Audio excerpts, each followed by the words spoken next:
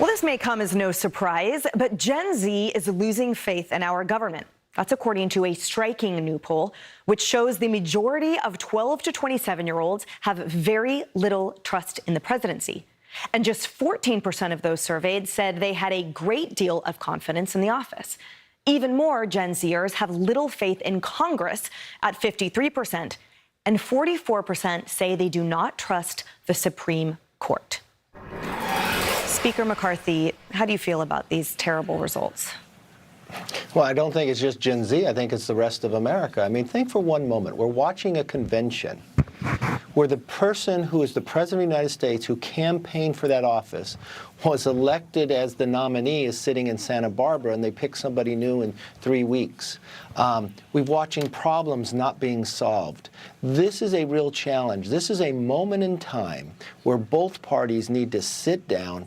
You can find common ground, keep your principles, and start solving problems. They're fighting over just funding of government. If you can't fund government, you can't plan for the next 50 years. You can't make America the next century to be able to govern around. So in my view, both parties need to wake up and find how they can solve the problems.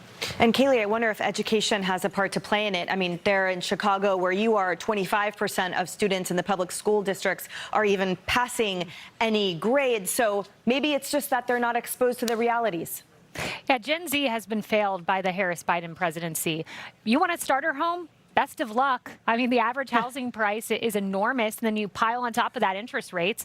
1 in 7 Gen Zers have their credit card maxed out. Think about those interest rates on the credit card debt.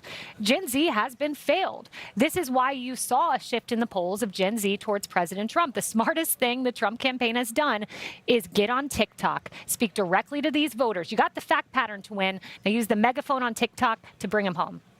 Marie, would that work? Well, since Kamala Harris, became the nominee, those Gen Z voters are coming back to Democrats, so they are flocking back to the younger, more energetic candidate.